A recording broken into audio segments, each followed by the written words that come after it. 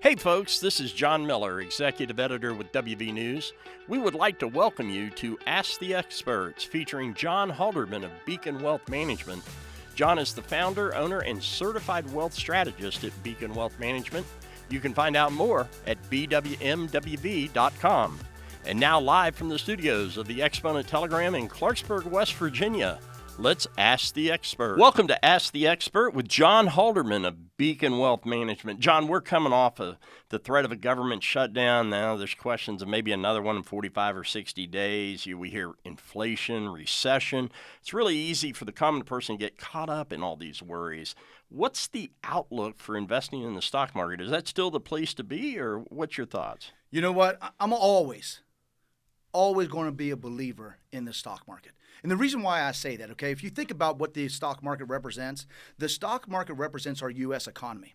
And our U.S. economy represents the people that work in it. And so what you're saying is that if you believe the stock market's going to fail, then you're believing humanity is going to fail. And so if humanity does their job, okay, we're going to always earn a living. If we earn a living, we're going to always want to spend money. And if we spend money, that creates demand, which there's companies out there that creates product, and that's what's going to keep our economy going. And you know, one thing I always tell people is if you look at every single decade, there's always been time periods where you say, you know what? The end of the world's coming. This is it. Got to get out. You know, we're going to panic. But what happens is that unfortunately, people who react like that, unfortunately make some of the worst decisions of their life, because unfortunately they're selling at time periods that doesn't necessarily make sense for them simply because they didn't have a game plan. Now, the one thing I'll tell you though is that if you're going to be in the market, don't be in it foolishly. Don't just throw your money in, turn a blind eye. No, that's not how it works. It's not set it and forget it. What you got to do is you got to invest it with a purpose. And so what I always tell people is you've got to clearly define what your purpose is. As a simple example, John, you're an older gentleman, okay? And so you're closer to a retiree. So a person in your situation, you might be thinking, hey, you know what? I need this for income. Okay, I need this to produce an income to offset my lifestyle. So for someone in that situation, it's going to be completely different than, let's say, somebody who's 35 and says, you know what, I'm investing for growth. You know, and because I'm investing for growth, you know, I don't need to worry about the short term of it. But you got to define what those clear things are. And so one of the things I tell people is, let's think about this: is income going to be a big factor? Is liquidity going to be a big factor? You know, are withdrawals going to be a big factor? You know, or what are you thinking about in taxes? Because sometimes when people invest, you know, they got to be thinking, am I getting in the most tax advantageous way to do this? You know, and you got to be thinking, even if you're in your situation, John, you got to be thinking, okay, wait a minute. Am I still going to grow money? Because the question I ask every retiree is this: sure, right now we can get what I consider to be principal protected money at 5%. And that's amazing compared to what it was. But if we throw every dime we have into that, how do we offset this thing called inflation? Because the one thing we know about inflation, it's a beast. I mean, think about this, and I want everybody to think about this. If you've lived on this planet, okay, more than 60, 70 years, and you remember back when you purchased that first house and how much that house cost, okay, compare that to how much your car costs today, okay? Compare those two. And what you'll see is that the car that you used to think of only costing you $1,000 is now a $50,000 machine. It's a ship, you know, it's a technology ship, and it can do all kinds of amazing things, but it's not cheap. Whereas back in the 70s, you could buy a home for $25,000, $50,000. And so that's what inflation is. And I tell people is, let's not be in denial. Even if you're a retiree, you've got to balance out. How do I have income that can work for the rest of my life? How do I also get growth so that I can make these investments work down the road? But also, how do I transfer this money to my children in the most tax advantageous way? So those are the components you got to be thinking about when you invest.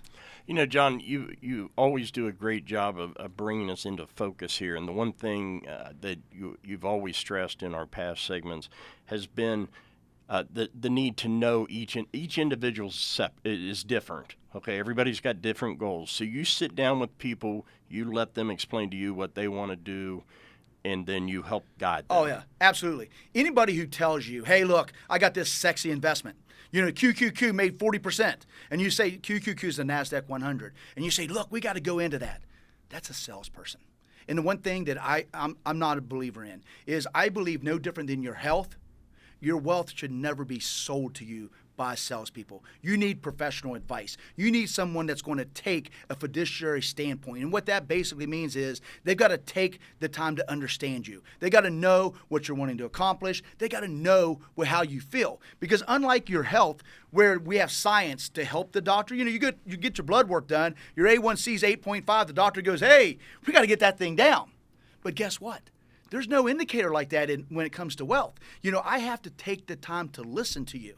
And so I have to understand you. So that is the absolute most critical thing. And then once we understand you, the second thing we got to do is we got to say, okay, what are the potential train wrecks? Because for everybody, there's things they just didn't know about. And then also, what are the missed opportunities? Because as a non-professional, you're not going to know the things that I know. I mean, and don't get me wrong. I'm not saying people can't do things on their own, but there's a big difference between doing something every single day versus just doing it occasionally. And so that's what I'm looking for is I say, okay, this is where you want to go. These are the things you want to accomplish. You know, here's the potential train wrecks or missed opportunities. And now we got to figure out what's the right strategy. We got to look at it from a fiduciary standpoint and come up with the strategy that's going to be exactly suited for your individual unique circumstances. So right on, John. Absolutely. Final take on investing in the stock market.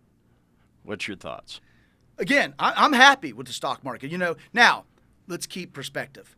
If someone came to me and they said, hey, John, I just want to invest for 1 year, just 1 year, and I want to invest in the market, I'm like, no way.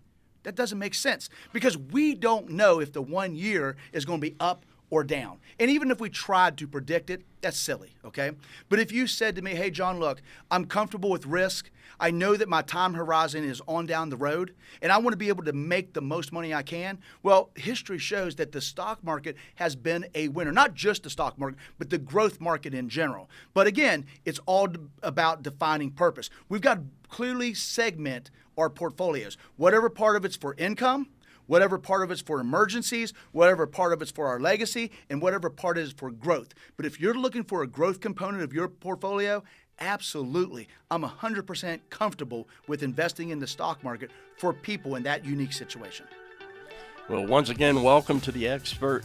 Welcome to Ask the Expert with John Halderman. John, as always, great talking with you.